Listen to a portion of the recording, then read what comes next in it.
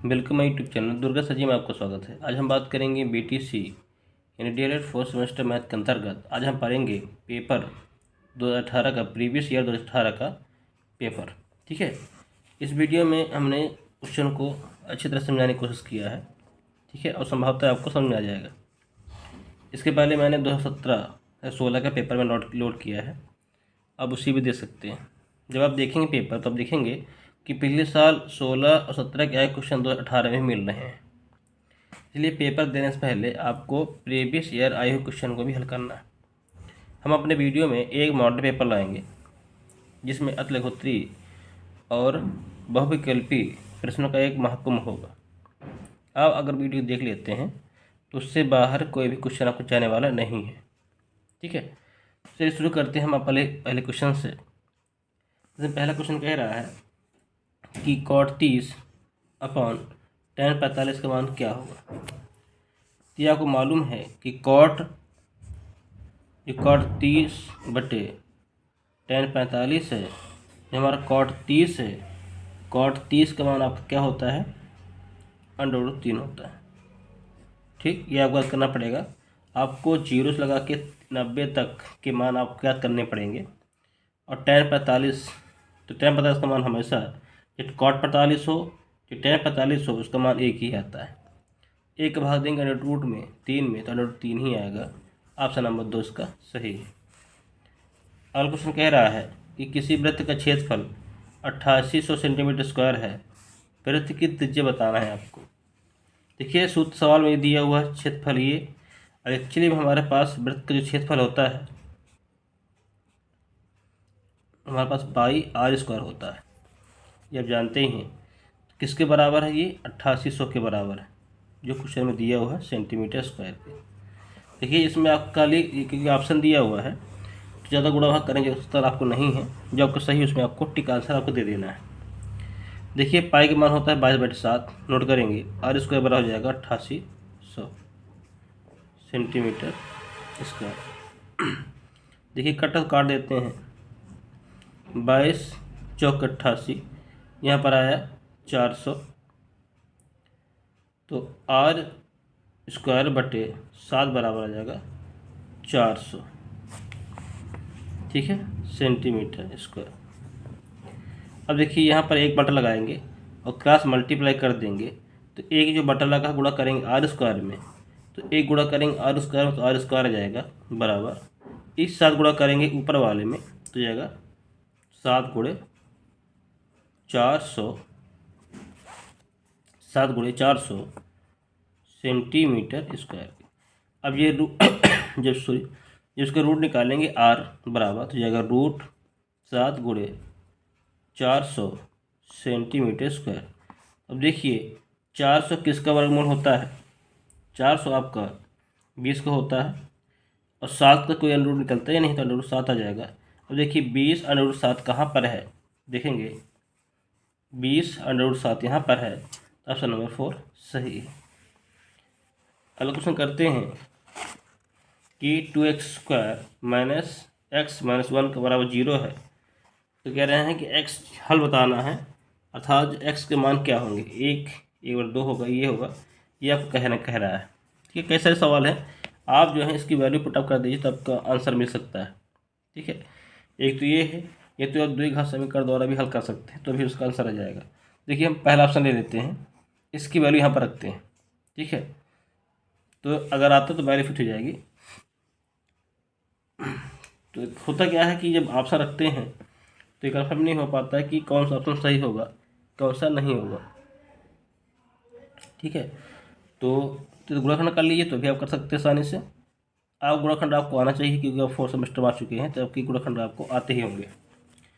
तो करने के लिए क्या करना पड़ता है कि आप जो लास्ट पद होता है पहले पद में गुणा करना पड़ता है। तो कितना था हमारे पास, एक गुणा करेंगे 2x² में तो 2x² आ जाएगा।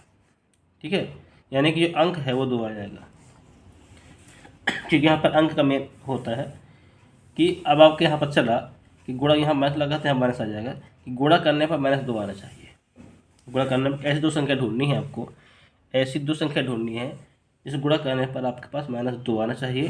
तो देखिए यहाँ पर क्या लगा है x, मतलब 1x, यहाँ पर -1x है, अर्थात यहाँ पर जो दी हुई है तो यहाँ पर हमको वैल्यू 1 प्राप्त होनी चाहिए, दो संख्या हमको लेनी है। तो गुणा करने पर 2 आ जाए और यहाँ पर वैल्यू हमारे पास 1 प्राप्त हो जाए। तो देखिए अगर हम करें 1 - 2 कर दें, मतलब 1x में 2x घटा दें तो हमारे पास प्राप्त होगा 1x, होगा कि नहीं होगा। और 1 और 2 गुणा कर देंगे तो -2 प्राप्त होगा, नहीं होगा। ठीक है, हो जाएगा। तो देखिए गुणा करने पर यही ढूंढनी थी, तो हमारी संख्या क्या प्राप्त हुई, हमारे पास 1 और -2 प्राप्त हुई। यहाँ पर ये वैल्यू लिखी हुई है, इस वैल्यू देखिए यहाँ पर -x है तो इसको उठा कर रख देना बस। यहाँ पर -x यहाँ पर रखेंगे, x - 2x लिख देंगे तो 2x² - x - 2x, और यहाँ रखेंगे प्लस का, क्यों, सॉरी ये प्लस का होगा, ये माइनस को, देखिए यहाँ पर ये प्लस का है, यहाँ पर ये -2 था, यहाँ पर गलती हम कर लिए, यहाँ पर यह -2 हो जाएगा और -1 बराबर 0 हो जाएगा। ठीक है, ये सर। अब जो 2 जोड़े ये बनते हैं, 2 जोड़े आपके बस ये बनते हैं। अब देखिए दोनों में कॉमन क्या है, हमारे पास x कॉमन है, यहाँ पर 2x बचता है और +1 बचेगा। देखिए इन दोनों में क्या कॉमन है, पहले बात यहाँ माइनस कॉमन निकल रहा है, इन दोनों कोई कॉमन नहीं है तो यहाँ पर 1 आ जाएगा। जब कोई कॉमन निकलता नहीं है तो 1 कॉमन ले लिया जाता है और हमारे पास बचता है अंदर 2 + 1 बचता है। तो देखिए फिर वही काम निकल आता है, तो 2x + 1 आ गया, एक कोष्टक में x - 1 आ गया।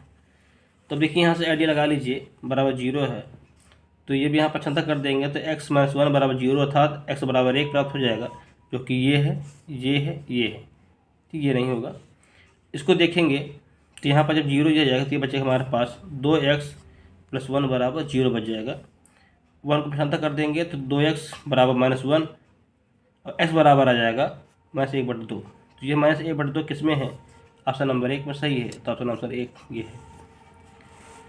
देखिए गुणनखंड का सवाल है, अतले को दे दिया है, क्वेश्चन का बड़ा दे दिया है, क्योंकि इस क्वेश्चन को लघुत्तरी में अतिलघुत्तरी में रखना चाहिए था। ठीक है, तो पेपर जब बनाया जाता है तो उसमें सब छोटे क्वेश्चन बड़े क्वेश्चन में बनाते हैं, जिससे कि आसानी हो सके लगाने में। तो जब कभी भी इससे सवाल आए ऑब्जेक्टिव में तो सब छोड़कर आगे करने की कोशिश करें कि इसको लगाएं तो ये टाइम ज़्यादा ले लेगा। ठीक है, तो बढ़ते अगर क्वेश्चन की ओर। देखिए अगर क्वेश्चन दिया है कि संख्या 14,641 के वर्गमूल में अंकों की संख्या बतानी है। देखिए इस क्वेश्चन कहने पहले अगर आपने हमारा 2016 का पेपर आप देखा है, 2016 का अगर पेपर मैंने सॉल्व कराया है तो अगर आपने उसे देखा है तो ये क्वेश्चन आप आसानी से वो हल कर सकते हैं। ठीक है, क्योंकि मैंने बता दिया है कि वर्गमूल में अंकों की संख्या कैसे ज्ञात करते हैं। तो देखिए यहाँ पे देख लीजिए, और सेम देखिए 16 के पेपर मैंने एग्जाम्पल जो लिया था वो सेम टू सेम यही है। आप जब देखेंगे मेरे वीडियो देखेंगे, सेम टू सेम मैंने यही क्वेश्चन लिया था, उसमें मैंने 3 ऑप्शन बताया था। ठीक है, तो जो भी हम क्वेश्चन बताने की कोशिश करते हैं वो आने वाली वीडियो में भी काम देता है। देखिए हम क्वेश्चन देखते हैं कि कह रहा है 14,641 में वर्गमूल में अंकों की संख्या ज्ञात करना है। अगर इसका वर्गमूल निकाला जाएगा तो कितने अंक होंगे। तो देखिए कभी भी संख्या का वर्गमूल में अंक निकालना पड़े तो पीछे से 2 संख्या के ऊपर आपको पढ़ लाइन खिंचानी है, पढ़ लाइन ऐसे ऐसे ऐसे। देखिए 2 अंकों पर ये हो गई, 2 अंकों पर एक ये हो गई, जो बचता है उसके ऊपर एक लग जाती है। तो देखिए पढ़ लाइन कितने हमारे पास 1 2 3 है, तो इसका सही आंसर है। जैसे कि अगला देखते हैं, क्वेश्चन कर लीजिए, ये अगर इससे कहा जाए कि इसके वर्गमूल में कितने अंक होंगे तो आप पीछे से काउंट करिए, ये 2 अंक, ये 2 अंक, ये 2 अंक, तो इसमें पहली लाइन 3 है तो इसके भी वर्गमूल में संख्या जो आएगी 3 आएगी, अंकों की संख्या इसमें भी 3 आएगी। ठीक है, तो बस आपको पीछे से आपको काउंट करना गिनतियों को, 2 2 जोड़े बनाने हैं, जोड़े बनाना है, जो नहीं बनता उसके भी एक ऊपर लाइन खिंचा देना है और लाइनों से गिन लेना है, वही आपकी अंक की संख्या निकल आती है। ठीक है, जैसे यहाँ आप देखिए अगर कहा जाए कि इसके वर्गमूल अंक की संख्या कितनी होगी तो आपको पीछे से काउंट करना 2 अंक, ये हो गया एक पढ़ी लाइन, और जो बच्चा उसके ऊपर एक खिंचा दीजिए, ये हो जाएगा। तो यहाँ पर एक पढ़ी लाइन ये एक पढ़ी लाइन है तो हमारे पास 2 हो जाएंगी, अर्थात वर्गमूल में अंकों की संख्या हमारे पास 2 निकल आएगी। तो इस तरह आप वर्गमूल में अंकों की संख्या आसानी से आप निकाल सकते हैं। ठीक है, तो चलते हैं अगले क्वेश्चन की ओर। अगला क्वेश्चन दिया है कि किसी चतुर्भुज के किन्हीं 3 कोणों का योगफल 285 है, तो चौथा कोण क्या होगा? देखिए चतुर्भुज को ही मान लीजिए, आपको मालूम है 1 2 3 4 कोण होते हैं, ठीक है, और इन 3 4 कोण कितना होता है? 360 होता है। चतुर्भुज के जो अंतः कोण होते हैं उनका जो योग होता है 360 होता है, ये आप जानते ही हैं, ठीक है। लेकिन यहाँ पर 3 कोण का मान दे दिया है, कितना? 285। तो एक बताना है, तो क्या करेंगे? 360 में 3 कोण घटा देंगे तो हमारा चौथा निकल आएगा। तो इसमें आपको 250 घटा दीजिए तो आपका आंसर आ जाएगा, इसका आंसर आएगा 75 डिग्री। तो इस तरह आप साइंस कर सकते हैं कि ऑब्जेक्टिव क्वेश्चन था, आप ऐसे ले सकते हैं। यानी देखिए चतुर्भुज के जो अंतः कोण है वो 360 होता है। देखिए हमारा अगला क्वेश्चन कह रहा है कि वह छोटी से छोटी प्राकृतिक संख्या ज्ञात कीजिए जिससे मेरे से घटना जो दिया 19,044 1,54,491 में से घटाने पर जो शेष फल पूर्ण वर्ग हो जाता है। देखिए जब इसको पूर्ण वर्ग निकालते हैं, देखिए कुछ घटाने के लिए बात कह रहा है, घटाने के लिए कह रहा है, इसका मतलब इसमें कुछ न कुछ एक संख्या ज़्यादा है, इसको हम कम कर दें तो संख्या पूर्ण वर्ग बन जाए। थोड़ा सा इसको यह समझते हैं, जैसे जब आ जाते हैं बल 50 है, ठीक है। अब बताइए अरे हमारा होता है 49, आपको ये मालूम है कि 49 आपका 7 का पूर्ण वर्ग है, ठीक, ये तो मालूम है, ठीक है। देखिए 50 अगर दे दिया जाए, बताइए छोटे इसमें वह छोटी संख्या बताना है में से 50 में से घटाने पे पूर्ण वर्ग बन जाए। इसका मतलब आपके पास दिख रहा है, अगर इसमें अगर एक घटा दे तो बन जाएगा 49, जो कि क्या है? पूर्ण वर्ग बन जाएगा। तो यहाँ आंसर हो जाएगा 1। हमने क्यों घटाया? क्योंकि ये 49 होने में एक ज़्यादा है, तो हमने घटा दिया। इसी तरह ये संख्या भी ज़्यादा है, अगर संख्या निकाल ले हम वो संख्या जो ज़्यादा है तो वही संख्या आपका आंसर हो जाएगा। तो पहली बात आपको पूर्ण वर्ग निकालना है, तो पूर्ण वर्ग निकालने के लिए आपको एक भाग भी बताया गया होगा, ये 1900 का ये दिया हुआ है निकालने। अब इसको निकालना है भाग बीज से, आपको वर्गमूल निकालना, तो कैसे निकालेंगे? ठीक है, भाग बीज से वर्गमूल निकालना आपको सिखाया हो गया होगा। तो पहले हम करते क्या हैं, आप जोड़े बनाते हैं पीछे से, इस तरह जोड़े बना लेते हैं, ठीक है।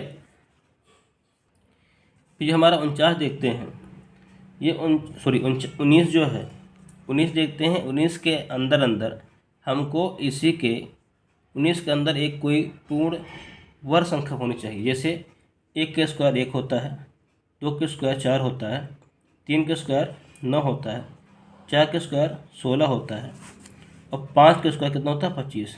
देखिए आपको 19 से कम एक पूर्ण वर्ग संख्या चाहिए जो कि 16 है। 16 किसका है? 4 का, अर्थात हम 4 बार है उसको भाग देंगे, ठीक है। जब हम 4 का पहले क्या निकालना पड़ता है? वर्ग। पहले जो संख्या दी होती है, पहले संख्या का हम निकालते हैं वर्ग। तो 4 का वर्ग निकालेंगे 16 आता है, ये सही है। तो कितने बार जाएगा? 4 बार में, तो 4 चौक 16 यहाँ पर आ जाएगा, ठीक है। पहले हम निकालते हैं वर्ग, पहली बार हम निकालते हैं वर्ग, जितनी बार गया है उसको हम उसको जोड़ देते हैं, ये आएगा 8, घटाएंगे ये 3। अब देखिए हमने जोड़े 2 बनाए थे, तो नीचे भी 2 जोड़े वापस आते हैं, जोड़े ही नीचे आपके वापस आते हैं। अब देखिए 4 जोड़ने पर 8 आ गया।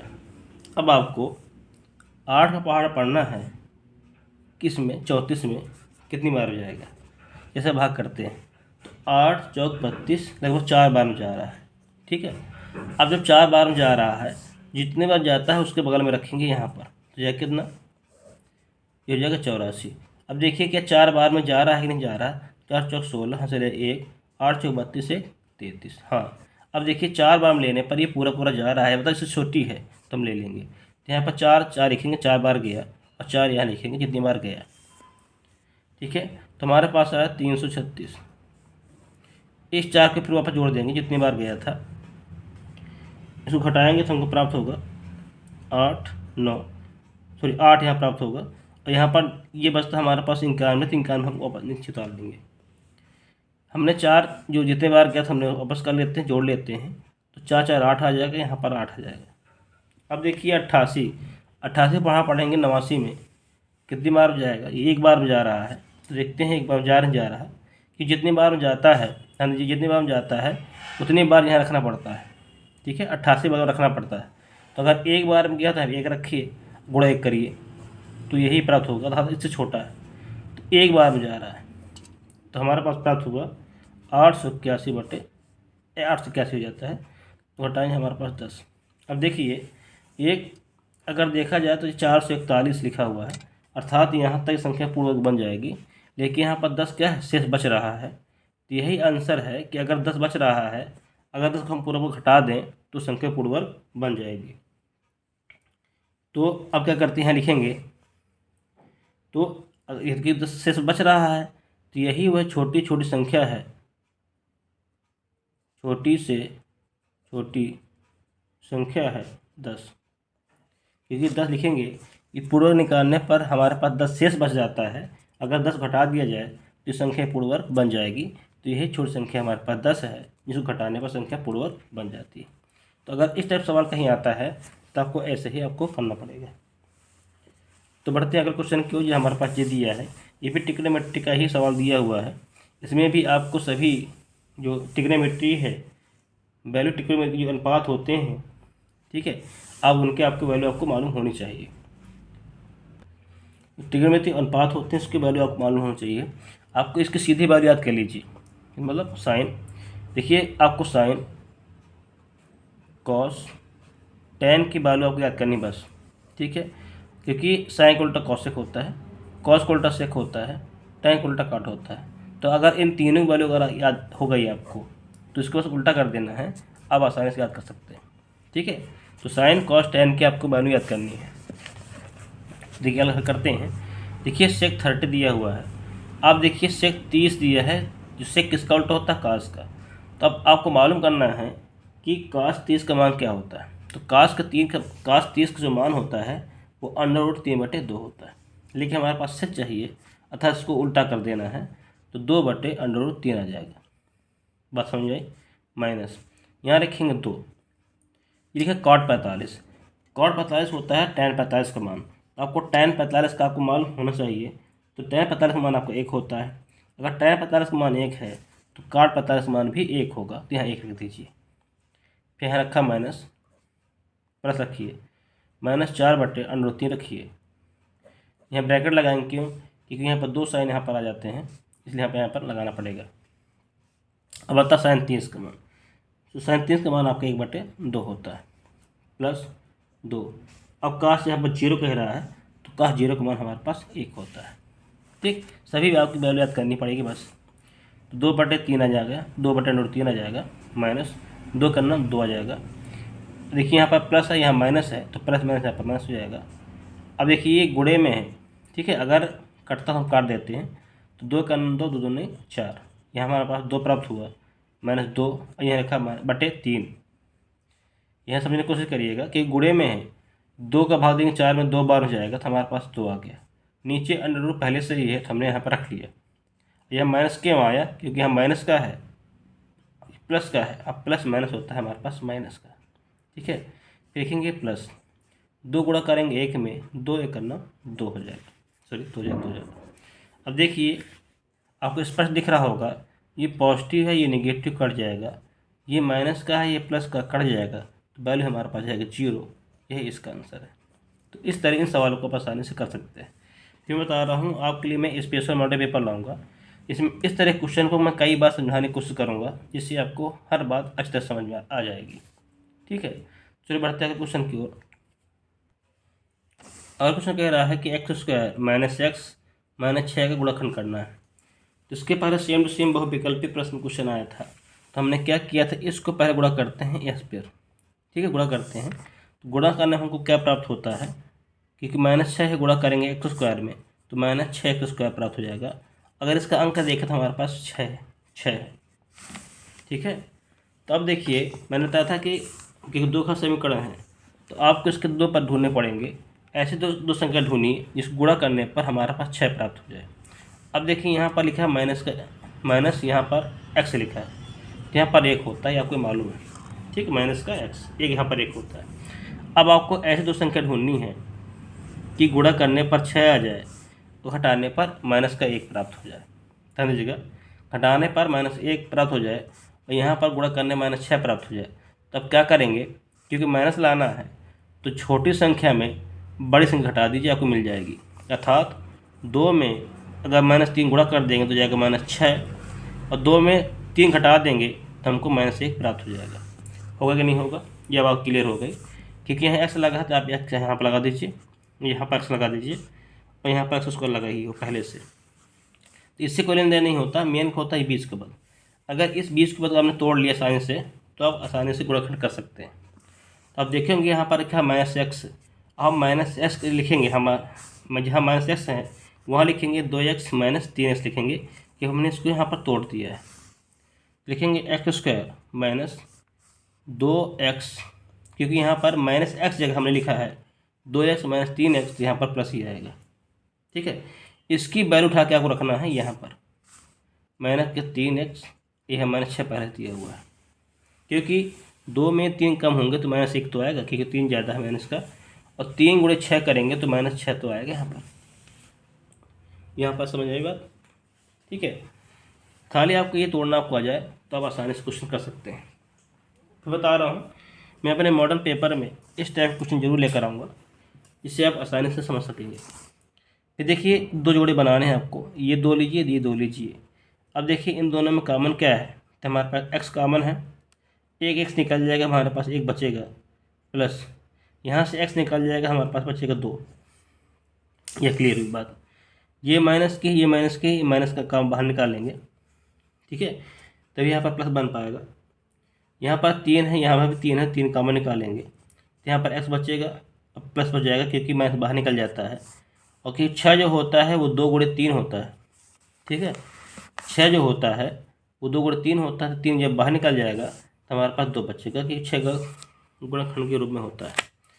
फिर देखिए वह पद हमको फिर प्राप्त होता है, वह चीज़ हमको 2 बार फिर प्राप्त होती है, तो एक को उस टाइम इसको लिख देंगे, कॉमन निकालेंगे, फिर से इसको, इस दोनों पद में एक पद ये बचता है, एक पद ये बनता है, दोनों कॉमन में x + 2 फिर है, और हमारा बचता क्या है, ये x - 3 बचता है, तो x - 3 नोट कर देंगे दूसरे कोष्ठक में। बस इसका आंसर है, क्योंकि ये गुणनखंड के रूप में हो गया, ये इसका आंसर है। देखिए जो बहुविकल्पी प्रश्न में आया था वो इस क्वेश्चन को वहाँ रखना चाहिए और वो क्वेश्चन को यहाँ पर रखना चाहिए, क्योंकि देखो आसान हल हो रहा है। ठीक है, उसमें थोड़ा टाइम लग रहा था, तो कोई बात नहीं। अगला क्वेश्चन देखते हैं। 2 सिक्के उछालने पर हमको क्या वैल्यू प्राप्त होगी। एक चीज़ समझिए, जब भी कोई सिक्का होता है, एक कॉइन्स होता है, उसमें 2 पद होते हैं, एक हेड होता है, एक आपके पास टेल होता है, होता नहीं होता। दूसरे सिक्के, जब आपको सेकंड सिक्के होते हैं उसमें भी आपके पास एक हेड होता है और आपका टेल पर होता है। ठीक है, जब 2 सिक्के आप उछालेंगे, ठीक है, देखेंगे 2 सिक्कों को उछालने पर, एक चीज़ यहाँ पर नोट करने वाली बात है, ये बहुत ही इंपॉर्टेंट है। यहाँ पर क्या दिया है, परिणाम। परिणाम को हम कहते हैं घटना को बोलते हैं। ठीक है, और घटनाओं को हम प्रतिदर्श, समझिएगा, प्रतिदर्श समष्टि भी बोलते हैं, प्रतिदर्श समष्टि के अवयव भी बोला जाता है। ठीक है, अर्थात इसको सैंपल स्पेस में आपको दिखाना है। अगर परिणाम कह रहा है तो इस घटना को हम सैंपल स्पेस द्वारा दिखाते हैं। पर देखेंगे अगर 2 सिक्कों को उछाला जाता है तो हमारे पास 4 संभावनाएं प्राप्त होती हैं। हमारे पास उछालने पर 4 संभव परिणाम प्राप्त होते हैं। तो 4 संभव परिणाम क्या होगा, ये तो आपके पास एक सिक्का उछालते हेड आ जाएगा, दूसरे में हेड आ जाएगा। ठीक, दोनों में हेड आ जाते हैं, या तो दोनों में टेल आएगा, या तो टेल इसमें आ जाएगा, या तो टेल इसमें आ जाएगा, ये तो हो सकता है। ये तो पहले वाले हेड आ जाएगा, या दूसरे वाले में टेल आ जाएगा, ये हो सकता है।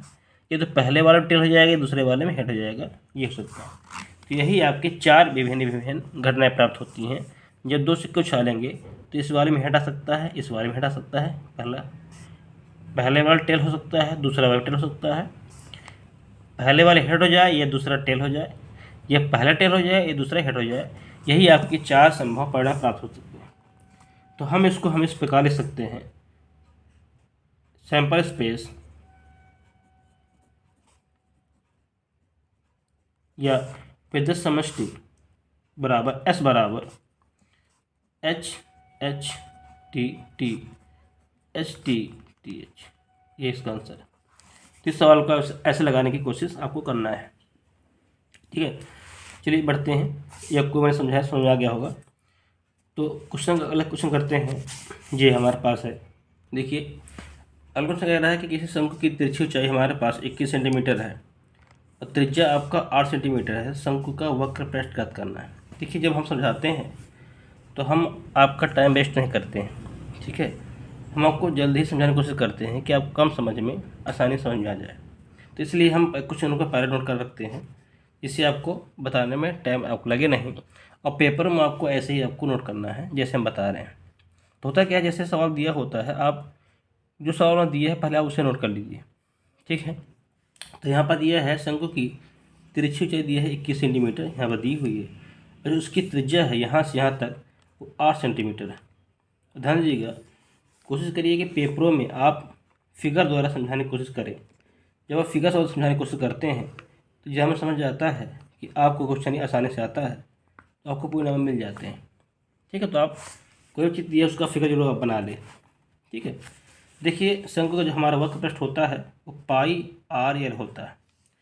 सूत्र में हम देखते हैं यहाँ पर आर त्रिज्या जरूरत है, एल आपकी तिरछी ऊंचाई है, तो हमारे पास दिया हुआ है, हम इसकी वैल्यू यहाँ पर रख देंगे। देखिए जब भी आपकी वैल्यू आर का मान हमेशा 22 आपको साथ रखना है, जब तक कुछ कहे नहीं। ठीक है, जब तक कुछ कहता नहीं है तो 22/7 आप रख सकते हैं और मान निकाल सकते हैं। पाई का मान होता है 22/7 गुणे त्रिज्या दी है आर सेंटीमीटर गुणे तिरछी ऊंचाई दिया है 21 सेंटीमीटर, ये हमारे पास दी हुई है। 7 नीचे है तो 7 से 21 कट रहा है, 7 की 21, हमारे पास बचता है ऊपर 22 गुणे 8 गुणे 3 गुणे सेंटीमीटर यहाँ पर है, सेंटीमीटर यहाँ पर है, तो जाएगा सेंटीमीटर स्क्वायर, यहाँ गुणे मत लगाइए। अब इसको हम गुणा कर लेते हैं। जब वो गुणा करेंगे तो आप मिलता है, ई मिलेगा आपको 528, और सेंटीमीटर की क्षेत्रफल कह रहा है, क्षेत्रफल हमेशा आपका स्क्वायर में होता है, यह इसका आंसर है। और क्वेश्चन करते हैं। ये दिया हुआ है आपको, देखिए कम से कम आपको 10 तक, ए से लगा के 10 तक किसी संख्या का वर्गमूल और घनमूल आपको याद होना चाहिए। हाँ, घनमूल आपका इधर चल जाएगा, लेकिन 1 से 20 या 25 तक आपको वर्गमूल याद होनी चाहिए। अगर ये याद कर लेते हैं, ये सवाल आपको आसानी से आ जाएगा। ठीक है, देखिए इसे कह रहा है 343 है, 343 क्या निकालना है, घनमूल निकालना है। तो आपको मालूम, सिंपल अगर याद किए हैं तो 7 का ही होता है।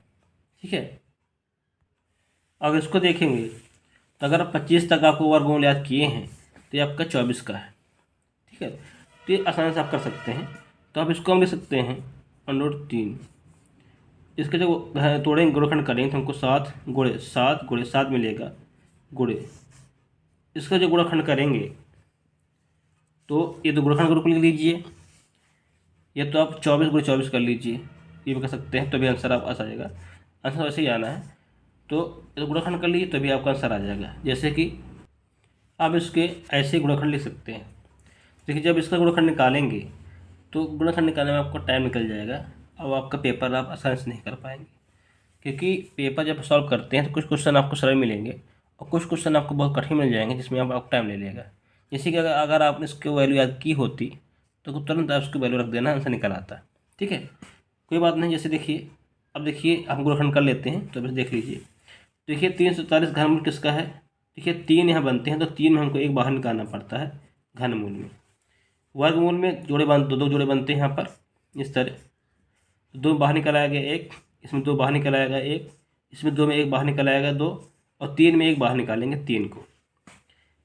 ये रहा, ये गुणनखंड करेंगे 4 गुणे 2 नहीं 4, 4 2 नहीं 8, 8 3 24। देखिए यहाँ पर 24 1 नहीं आया।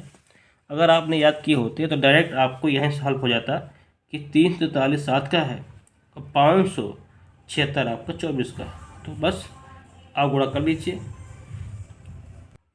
तो गुणा करने में हमको प्राप्त होता है 168, ये इसका आंसर है। ठीक है, तो यहाँ तक आपको वीडियो जो मैंने क्वेश्चन समझाया है आपको समझ में जरूर आया होगा। तो बढ़ते हैं अगले क्वेश्चन की ओर। हमारे पास अगला क्वेश्चन दिया हुआ है कि चित्र में ओ वृत्त का केंद्र है और देखिए ओ वृत्त केंद्र से एक लाइन गई है, अर्थात ये अर्धवृत्त बन गया।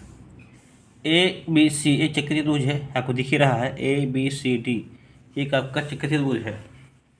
यदि ए डी सी ये दिया है 140 का, तो बी ए सी का मान बताना, अर्थात इसका मान आपको बताना है। देखिए ये एक प्रकार का त्रिभुज है कि नहीं। तो यहाँ पर इसके बारे में निकालना है, तो इसके बारे में पता करने के लिए आपको इनकी वैल्यू आपको पता होना चाहिए। ठीक है, तो हम देखते हैं, शुरू करते हैं। हमारे पास क्या एक प्रकार के चक्रीय त्रिभुज है ए बी सी डी। अब आपको मालूम है चक्रीय त्रिभुज के जो सम्मुख कोणों का योग कितना होता है, 180 होता है।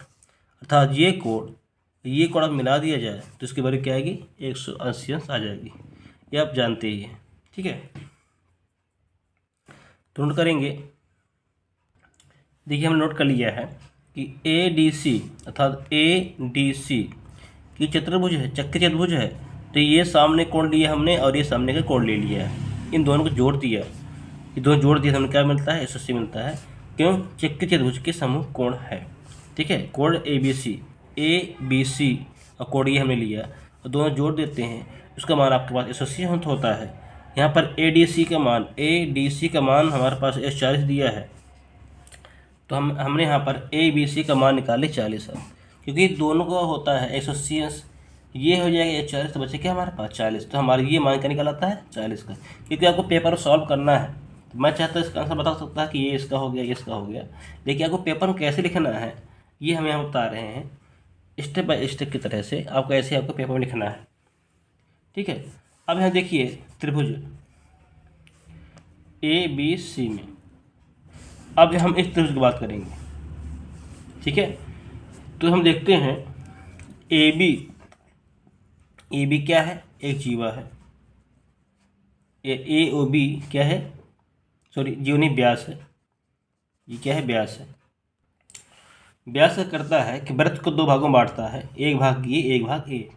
अब आपको मालूम है कि अर्धवृत्त में बना कोण का मान कितना होता है, 90 डिग्री होता है, एक समकोण के बराबर होता है। तो ये आपका अर्धवृत्त है, तो हम जानते हैं इस प्रकार व्यास है, तब क्या होगा, कोण ए सी बी बराबर होगा 90 डिग्री। क्यों, क्योंकि ये जो बना है ये अर्धवृत्त में बना कोण है। ये लिखेंगे अर्धवृत्त पर बना कोण। ठीक है, अब ऐसे ही पेपर नोट करना है, तभी हम लिख पाएंगे कि ए सी बी आपको 90 डिग्री का, तो ये हमारा 90 हो गया। ठीक है, तो आप त्रिभुज देख रहे होंगे, तो हमको दो कोणों का मालूम चल गया, तो हमारे पास क्या बचा, हमारे पास ये। तो अब आसानी से हम निकाल सकते हैं। तो नोट करेंगे कोण ए प्लस कोण बी। देखिए आपको मालूम है त्रिभुज ए बी सी में कोण ए, कोण बी और कोण सी का मान, अगर त्रिभुज के अंतः कोणों का मान होता है 180 अंश, त्रिभुज के अंतः कोणों का योगफल होता है 180, ये जानते ही हैं आप। कोणों का मान आपको निकालना है। कोण बी का मान 40 दिया है, कोण सी का मान 90 दिया है। जोड़ेंगे, पचहत्तर कर देंगे, तो 180 में 30 घटाएंगे हो जाएगा 50 अंश का, अर्थात इसकी वैल्यू आएगी 50 डिग्री आपके पास आ जाएगी। तो आपको ऐसे ही पेपर में सॉल्व करना है, जिससे आपको आसानी से पूरे नंबर मिल सकें। ठीक है, चलिए बढ़ते हैं अगले क्वेश्चन की ओर। हमारे पास ये दिया हुआ है क्वेश्चन नंबर 13। देखिए यह कह रहा है कि किसी कक्षा के 24 विद्यार्थी हैं, उनकी आयु वर्षों में दी है। तो देखिए डाटा हमारे पास इस प्रकार है, और इसके क्या करना है, उसकी वैल्यू निकालनी है, माध्यिका निकालनी है। जब क्वेश्चन आपके पास एक टेबल के रूप में दी होती है, अर्थात सारणी के रूप में दी होती है, तो हमको एक संचयी बारंबारता बनानी पड़ती है। हमको संचयी बारंबारता सारणी बनानी पड़ती है, जो कि इस प्रकार होती है। पहला जो पद आयु ये लिखते हैं, इस वाले बार लिखते हैं। दूसरे वाले में शिक्षार्थी, मतलब शिक्षार्थी जो है वो कितनी बार आया है, ये लिखते हैं कि जैसे 12 है, 12 बच्चे कितनी बार आए हैं, 4 बार आए हैं। 12 मात्रा होता है, 12 बार मतलब होता है कोई संख्या कितनी बार आया है, बार बार आया है, जितनी बार आया है वो उसकी संख्या होती है। जैसे कि 13 कितनी बार आया है, यहाँ पर 5 बार आया है। ये 14 है, 14 कितनी बार आया है, 4 बार आया है। 15 कितनी बार आया है, 6 आया है। और 16 कितनी बार आया है, ये 5 बार आया है। ये आपके पास डाटा दिया हुआ है। अब हम निकालते हैं संचयी बारहमारता। संचयी बारहमारता मतलब होता है, संचय में तो होता है बारहमारता में होता है, बारहमारता में होता है ये बारहमारता दिया है, इसका मतलब संचय करना, मतलब योग ज्ञात करना है। ठीक है, मतलब जो संख्या बारहमारता दी हुई है इसको क्रमागत आपको योगफल निकालना है, यही आपकी संचय बारहमारता होती है। जैसे 4 और 4 लिख देंगे। ठीक है, अब 4 के बाद अगली संख्या 5 आती है तो 4 में क्या करेंगे, 5 जोड़ देंगे तो कितना हो जाएगा, 9। ठीक, 9 के बाद अगली संख्या आती है 4, तो 9 में 4 और जोड़ देंगे जाएगा 13। 13 बाद अगली संख्या आती है 6, तो 6 में जोड़ देंगे जाएगा 19। 19 में अगर 5 जोड़ देंगे जाएगा 24। अर्थात हमने क्या किया, संचय में होता है क्रमागत बारहमारता को हमने जोड़ा है।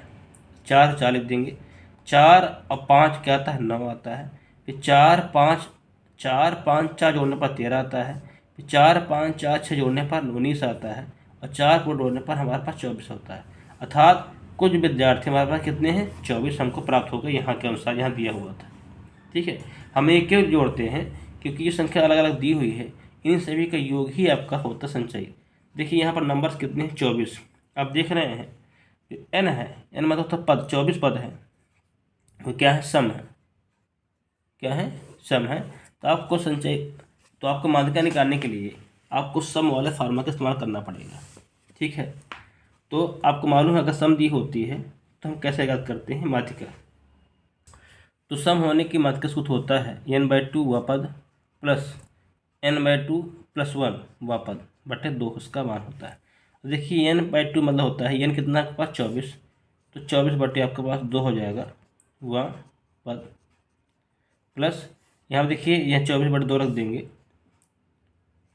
तो 24/2, अब प्लस 1 यहाँ रखना है वह पद, अब बटे यहाँ रखना है 2। ठीक है, हल करते हैं तो 24 2 का भाग देंगे कितना आएगा, 12, मतलब 12वां पद, प्लस 24 में 2 का भाग देंगे कितना आएगा, 12, बगल में एक रखा है तो जाएगा 13, लिखेंगे 13वां पद बटे 2। ठीक है, अब देखिए 12वां पद हमारे पास कहाँ आ रहा है, तो देख रहे हैं जो 12 पद है यहाँ पर आ रहा है। ठीक है, और 13वां पद भी इसमें आ रहा है, अर्थात 12वां और 13वां इसमें ही आ रहा है। तो जो बच्चा है वो कहाँ है, 14, तो 13वें नंबर पर भी 14 आ रहा है, अब 12 नंबर पर भी 14 आ रहा है, तो यहाँ पर 2 हो जाएगा, तो बराबर हो जाएगा 14 14 28, 28 में 2 का भाग देंगे तो जाएगा 14 वर्ष। तो इसका जो है माध्यिका निकली, अर्थात बच्चे की जो आयु की माध्यिका है वो आपकी क्या है, 14 वर्ष है, यही इसका आंसर है। तो अगर माध्यिका संबंधी होती है तो हम इसको ऐसे लगाते हैं, यहाँ 12वां पद भी 13वां पर है और 13वां पद भी ये है, तो ये देखिए यहाँ पर देखेंगे जो आयु हमारे 14 वर्ष के जो बच्चे हैं कि बारहमारता यही 14 वर्ष आती है, 14 वर्ष इसकी ही संचयी माध्यिका हमारे पास है। ठीक है, तो चलिए अगले क्वेश्चन की ओर बढ़ते हैं। अगला क्वेश्चन दिया है कि एक रोलर का व्यास 70 सेंटीमीटर है व लंबाई आपका 20 मीटर है, तो बताइए कि 50 चक्कर में रोलर कितने वर्ग मीटर चलेगा। ठीक है, देखिए यहाँ पर क्या कह रहा है कि रोलर कितने वर्ग मीटर जा रहा है, इसका मतलब है अगर कहीं पर मीटर स्क्वायर दिया हो तो आप समझ जाइए कि वहाँ पर क्षेत्रफल की बात कह रहा है।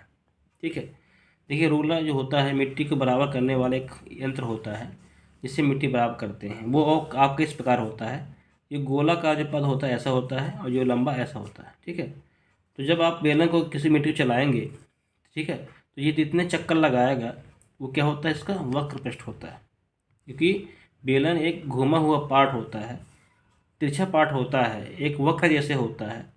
तो जब ये घूमेगा मिट्टी पर तो इसकी सतह वक्र आकार जैसी होती है, तो पूरे वक्र को खेल लेगा, जब आगे बढ़ेगा तो पूरी मिट्टी जो एरिया है वो कवर करेगा, वो एक क्षेत्रफल के वक्र क्षेत्रफल के बराबर होता है, वक्र पृष्ठ क्षेत्रफल के बराबर होता है। तो अर्थात हम इसका क्या निकालेंगे, रोलर का वक्र पृष्ठ ज्ञात करेंगे। तो पहले लिखेंगे क्या, देखिए यहाँ पर व्यास दिया है 70 सेंटीमीटर, तो त्रिज्या हो जाएगी आपके पास 35 सेंटीमीटर, ये आपको जानते हैं। ठीक है, यहाँ तक बात क्लियर हो गई। देखिए यहाँ पर जो लंबाई दी है वो आपको मीटर में दिया है, लेकिन इसकी व्यास आपके दिया है सेंटीमीटर में, तो इस सेंटीमीटर को हम बदलेंगे त्रिज्या को 35 सेंटीमीटर बदलेंगे मीटर में, तो सेंटीमीटर को मीटर बदलने के लिए सबको भाग देंगे, तो 0.35 आपका मीटर आ जाता है। ठीक है, अगर आपका मात्रा सेम करेंगे तभी आपका आंसर आएगा, नहीं आएगा आंसर आपका नहीं आएगा। ठीक है, तो देखिए जब आप बेलर घुमाते हैं, जब इसका एक चक्का पूरा हो जाता है तो इसका एक क्षेत्रफल आपका जो पृष्ठीय क्षेत्रफल पूरा हो जाता है। एक चक्कर लगाने पर इसका एक पृष्ठीय क्षेत्रफल पूरा होता है, तो लिखेंगे कि एक चक्कर लगाने पर रोलर का क्षेत्रफल 2πr/h होता है। ठीक है, जो क्षेत्रफल निकलता है, क्योंकि रोलर जितना होता है, ठीक है, वो इसका क्या क्षेत्रफल होता है। तो हमारा पहली बात एक चक्कर लगाएंगे तो जितना कवर है वो, जितना रोलर है वो उतना ही कवर कर पाएगा, उतना क्षेत्रफल इसका आ पाएगा। तो एक चक्कर निकाल लीजिए, 2π, पाई का मान होता है 22/7 गुणे r त्रिज्या दी है यहाँ पर, ये तो आप सब हम भाग दे रहे हैं, भाग नहीं दीजिए, ये 35 है, 35 ऐसे लिख दीजिए 100। ठीक है, तभी कर सकते हैं, कोई दिक्कत बात नहीं है। ये तो समझ 3/5 कर दीजिए तो भी आप आसानी से कर सकते हैं। ऊंचाई आपका दिया है 2 मीटर। ठीक है, ये हो जाएगा एक चक्कर लगाने का। तो लिखेंगे 50 चक्कर लगाने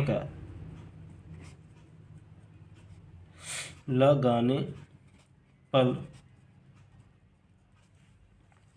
रोलर का क्षेत्रफल, तो 50 गुणे 2 गुणे 22/7 गुणे 35/100 गुणे 2। देखिए इसको हम कि क्षेत्रफल पूछ रहा है तो ये मीटर स्क्वायर में ही आएगा। इसको काट लेते हैं यहाँ पे, तो ये ऊपर 50 है, नीचे 100 कट जाएगा कितनी बार में, 2 बार में। नीचे 2 है, ऊपर 2 है, कट जाएगा। ठीक है, अब देखिए यहाँ पर 7 है, 7 नीचे है, 35 ऊपर है, 7 पाना 35 कट जाएगा। हमारे पास बचता क्या है, 2 गुणे 22, 2 गुणे 22 गुणे 5। जब आप गुणा करेंगे तो मिलेगा 220 मीटर स्क्वायर, यह इसका आंसर आ जाता है। ठीक है, तो ये है आपका आंसर। तो इस क्वेश्चन को आप ऐसे ही हल करेंगे। देखिए जब आप पूछ ले कि यहाँ पर मीटर स्क्वायर दिया हो, क्यूब दिया, तो समझ जाइएगा अगर स्क्वायर दिया है, क्षेत्रफल पूछ रहा है, और रोलर चक्कर लगा रहा है, इसका मतलब ये वक्र पृष्ठ पूछ रहा है, वक्र पृष्ठ के क्षेत्रफल। तो इस तरह क्वेश्चन को आप आसानी से लगा सकते हैं। तो चलते हैं अगले क्वेश्चन की ओर। Question number 15। देखिए क्वेश्चन नंबर 15 हल करने से पहले हम क्वेश्चन नंबर 18 हल करते हैं, इसको हम बाद देख लेंगे। ठीक है, देखिए 18 क्वेश्चन क्या कह रहा है कि निम्न चित्र में ओ वृत्त का केंद्र है, ये आपका क्या है, व्यास है, ए ओ बी वृत्त का व्यास है, और आपके पास दिया है CAB 60 दिया है, और ये दिया है, तो आपको CAD के बारे में बताना है। CAD ये इसकी पूरी वैल्यू बतानी है, और DBC इसकी पूरी आपको पहले बतानी है। ठीक है, तो चलिए शुरू करते हैं क्वेश्चन से। देखिए ये आपका व्यास है, ये जानते ही हैं, एक 2 क्या है, व्यास है, जो वृत्त को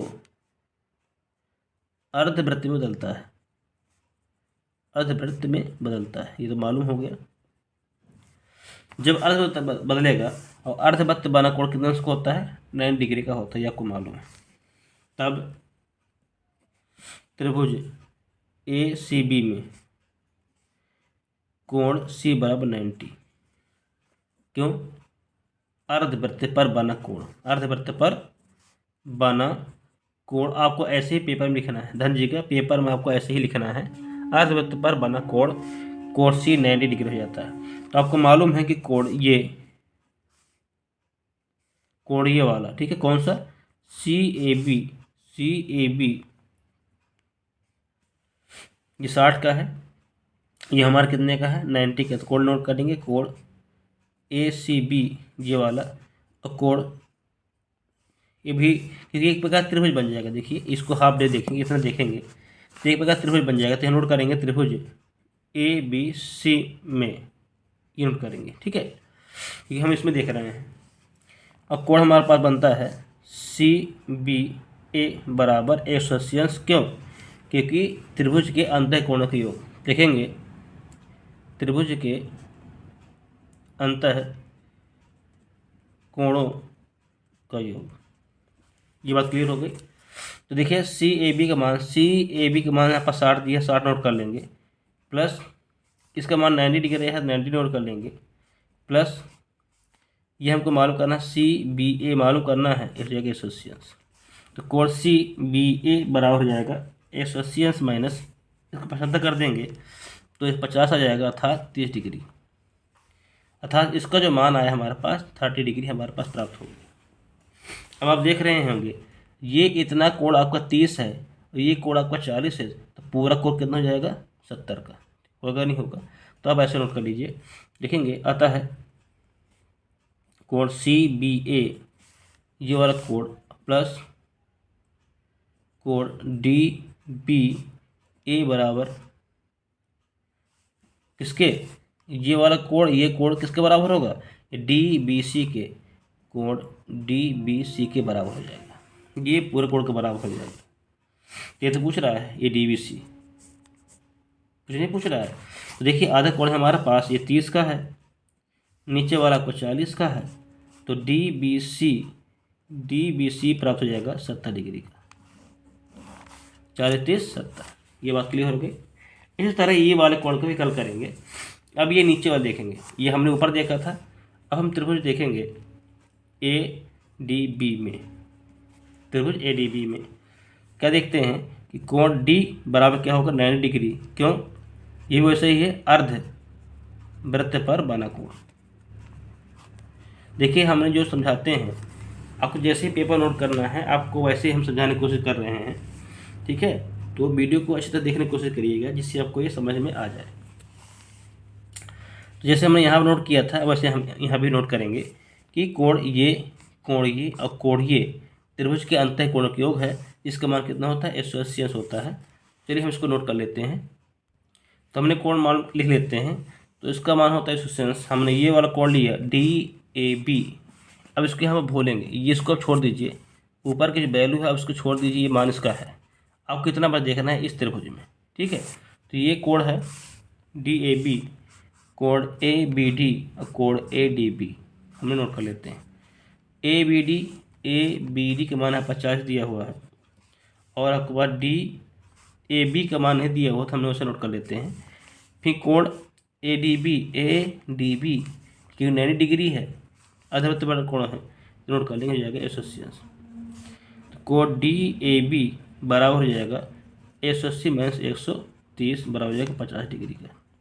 तो ये हमारे पास प्राप्त होता है 50 डिग्री का, ठीक है? कि 40 90 130 75 कर देंगे तो 180 में घट जाएगा, तो जाएगा 50 डिग्री का। अब ये पूरा कोण पूछ रहा है ये वाला, तो पूरा कोण किसके बराबर है? ये वाले कोण के और ये वाले कोण के। कौन से? CAB कोण लिखेंगे, कोण CAB प्लस DAB, कोण DAB बराबर है इस पूरे कोण के, अर्थात इसके CAD के कोण CAD के। तो ये आपका है 50 दिया हुआ है, कौन CAB ये 60 दिया है, ये आपको 50 दिया है, तो जाएगा CAD, तो जाएगा F10 CAD। बस ये पूछ रहा था। तो ये निकला F10, ये निकला आपको 70। तो इस तरह इस क्वेश्चन को आप आसानी से कर सकते हैं। देखिए क्वेश्चन आपको बहुत लंबा है, चाहता तो मैं इसको ऑब्जेक्टिव मूल भाषा में समझा सकता था कि ये इसका हो गया, इसका हो गया। देखिए आपको पेपर कैसे लिखना है हमने ये स्टेप बाय स्टेप बताते हैं, ठीक है? तो चलिए बढ़ते हैं अगले क्वेश्चन की ओर। देखिए अगला क्वेश्चन कह रहा है कि 700 को ऐसे दो भागों में बांटना है कि एक भाग का 40% दूसरे भाग का 60% से अधिक 80 अधिक हो। देखिए हम इस सवाल को दो तरह से लगा सकते हैं, या तो अकेले x बार कर, ये तो पहला ये है कि एक को हम पहला x मान लें, पहला पद, दूसरा हमें 700 माइनस x मान लें। तो पहला पद ये हो गया, दूसरा पद आपका ये हो गया। तो हम इससे भी हल कर सकते हैं क्योंकि इसमें एक ही राशि चर है, एक ही है। देखिए 4th सेमेस्टर के सिलेबस में आपका दो अज्ञात राशि वाले समीकरण है, अर्थात आपको एक x मानना पड़ेगा और एक आपको y मानना पड़ेगा, तभी आप इस सवाल को हल करेंगे। अगर आप एक राशि मानते हैं तो इस सवाल को अपना नंबर आपको नहीं मिलेगा। आंसर तो आ जाएगा, सेम आंसर आएगा, लेकिन आपके पास युगपत समीकरण है, अर्थात आपके पास जो पद हैं आपके पास दो होने चाहिए, एक x का और एक y का। आप उससे ही आपको हल करना है, ठीक है, क्योंकि x y मानने से सवाल बड़ा हो रहा है, लेकिन सिलेबस में आपको दिया हुआ तो आपको लगाना ही पड़ेगा, ठीक है। हम आपको ये पहला x 700 माइनस एक्स द्वारा भी आप लगा सकते हैं, ठीक है। अब इससे आप नहीं लगा देंगे, ठीक है, आपको एक्स वाई द्वारा ही आपको लगाना पड़ेगा, ठीक है, सिलेबस में ये दिया हुआ है। तो बढ़ते हैं अगले क्वेश्चन की ओर, मतलब ये क्वेश्चन सॉल्व करते हैं। देखिए, हम मानते हैं कि पहला पद हमारा है एक्स है और दूसरा पद मानना पड़ेगा वाई, क्योंकि आपका युगपत समीकरण है सेमेस्टर 4th में, तो आपको ऐसे हल करना पड़ेगा। तो अगर पहला पद ये है दूसरा पद ये है, तो फर्स्ट शर्त के अनुसार देखेंगे कि अगर पहला पद दोनों पद जोड़ दें तो क्या मिल जाता है, हमको 700 मिल जाता है, क्योंकि इसके दो भाग होते हैं। तो पहला भाग ये है, दूसरा भाग ये है, अगर दोनों को जोड़ दें तो हमको क्या मिल जाता है, 700 मिल जाता है। यही आपका पहला पद है, यह रेखीय समीकरण है, पहला रेखीय समीकरण आपके पास है कि दो भाग हैं, अगर दो भाग जोड़ दें तो हमको 700 मिल जाएगा, ये हो गया। अब कह रहा है कि पहले भाग का 40% और दूसरे भाग का 60% कर दिया जाए तो 80 अधिक हो जाता है, ठीक है। इसमें कह रहा है कि सेकंड शर्त कह रहा है कि पहले का 40%, ठीक है, बराबर है किसका, दूसरे के, मतलब y का 60% से कितना अधिक है, ये 80 अधिक है, ठीक। ये पहला भाग है, दूसरे भाग का 60% से अधिक है, यहाँ पर ये कह रहा है, ठीक है। तो क्या करेंगे, इस y को यहाँ पसंद कर लेंगे, क्योंकि यहाँ पर ये आपको द्विपदीय समीकरण बन जाता है। तो पसंद कर लेंगे तो x गुणे 400 माइनस y गुणे 600% बराबर हो जाएगा 80। इसको तोड़ेंगे, 10 गुणे 40/100 माइनस y गुणे 60/100 बराबर 80। यहाँ तक बात क्लियर हो गई। इसको हम तोड़ना है, जो परसेंटेज लिखे थे तोड़ना है।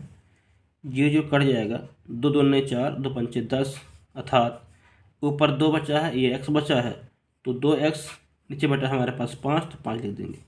फिर लिखा माइनस कर देंगे, जो कट जाएगा, 2 का भाग देंगे 6 में, 2 तो 3 6 और 2 पंचे 10, अर्थात 3y/5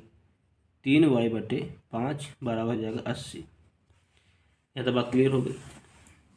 यह दोनों लाशें निकालेंगे, लाशें निकलता है 5 नोट कर लेंगे, यहाँ पर आ जाएगा 2x माइनस 3y बराबर 80।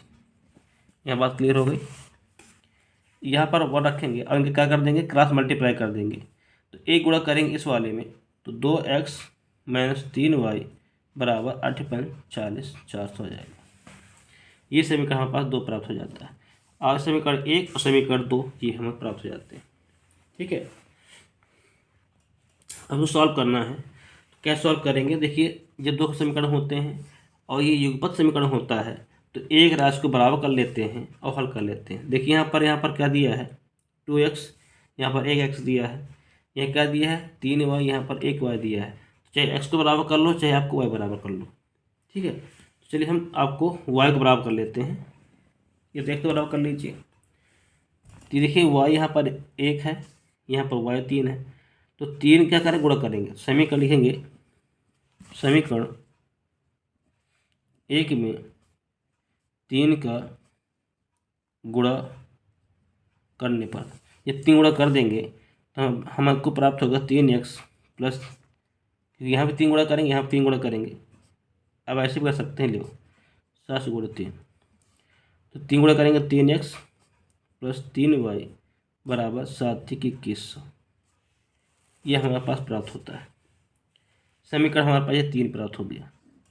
अब देखिए, ये समीकरण हमारे पास ये है और ये है, अगर हम आपस जोड़ दें, समीकरण 2 समीकरण 3 को जोड़ दें समीकरण 2 तथा 3 को जोड़ने पर, तो जोड़ेंगे तो 2x माइनस 3y बराबर 400, ये दिया हुआ है। ये दिया है 3x माइनस प्लस 3y बराबर 2100। जब जोड़ेंगे तो ये कट जाएगा, ठीक है, प्लस माइनस का है। ये 3 तो जुड़ जाएंगे 5x, तो 5x बराबर हो जाएगा 2100, इससे हो जाएगा 2500। एक्स काट देंगे 500 हो जाएगा, अर्थात x का मान क्या निकला 500। पहला पद आपका 500 है। अब x का मान समीकरण 1 में रखने पर लिखेंगे x का मान समीकरण 1 में रखने पर, ठीक है, जब रखेंगे तो x प्लस वाई बराबर हमारे पास दिया 700, तो x हमारे पास 500 है प्लस y बराबर 700, पचहत्तर कर देंगे तो y बराबर हमारे पास निकलेगा 200 घटाने पर, ठीक है। तो x बराबर है 500, अर्थात पहला पद आपके पास 500 है, तो दूसरा पद क्या है 200 है, ठीक है। यही आपका आंसर है, क्योंकि 5 और 2 जोड़ने पर हमको 700 प्राप्त हो जाते हैं। तो इस सवाल को आप ऐसा करेंगे, यहाँ पर एक्स वाई दोनों मानना पड़ेगा, क्योंकि आपके चैप्टर 4 सेमेस्टर में युगपत समीकरण है, अर्थात एक्स वाई को आपको मानना ही पड़ेगा, ठीक है। चलिए बढ़ते हैं अगले क्वेश्चन की ओर। Question number 16। अगला क्वेश्चन दिया है कि दो 500 को एक साथ उछालने पर दोनों 500 के अंकों का योग 4 हो जाता है, तो इनकी प्रोबेबिलिटी बताना है। देखिए, मैंने इस सवाल को पेपर 2017 वाले में समझाया है कि 2017 में सेम टू सेम ये क्वेश्चन आपके पास आया हुआ है, ठीक है। वही क्वेश्चन को इसने 2017 में रिपीट कर दिया है। इसलिए मैं कह रहा हूँ कि आपको पेपर देने से पहले आपको प्रीवियस ईयर क्वेश्चन पढ़ना बहुत ही अनिवार्य है, ठीक है। तो अगर आपको क्वेश्चन देखना है तो आप मॉडल जो पेपर 2016 का जरूर देख लें, ठीक है। तो चलिए वो भी देख लीजिएगा, मैं इसको भी समझाने की कोशिश करता हूँ। जैसे कि मैं समझा रहा हूँ, ये देखिए, ये क्वेश्चन सेम से आया है कि दो 500 को एक साथ फेंकने पर अंकों के योग 4 होने की संभावना क्या होगी, प्रोबेबिलिटी क्या होगी।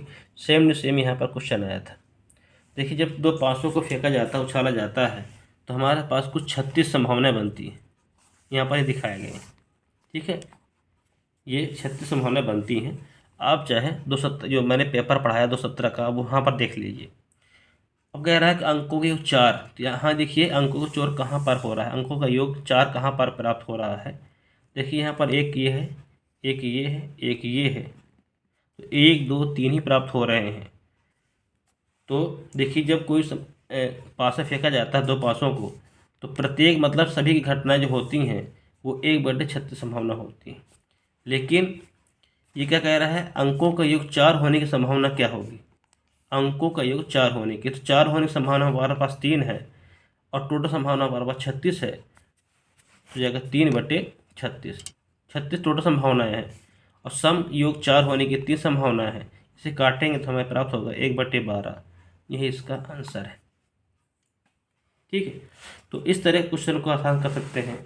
इसलिए हम कह रहे हैं कि आप जब पढ़ते हैं तो प्रीवियस क्वेश्चन जरूर पढ़ के जाएं, ठीक है। तो बढ़ते हैं अगले क्वेश्चन की ओर। देखिए, हमारा अगला क्वेश्चन कह रहा है कि पास चित्र में 28 सेंटीमीटर भुजा के एक वर्ग है। देखिए, हमने एक वर्ग बनाते हैं 28 सेंटीमीटर का, ठीक है। हमारा वृत्त अभी नहीं है। कह रहा है कि इनकी भुजाओं को स्पर्श करता हुआ एक वृत्त बनाया गया है, तो हमने एक अंदर वृत्त बनाते हैं जो भुजाओं को क्या करता है, टच करता है। कह रहा वृत्त के क्षेत्रफल बताना है आपको।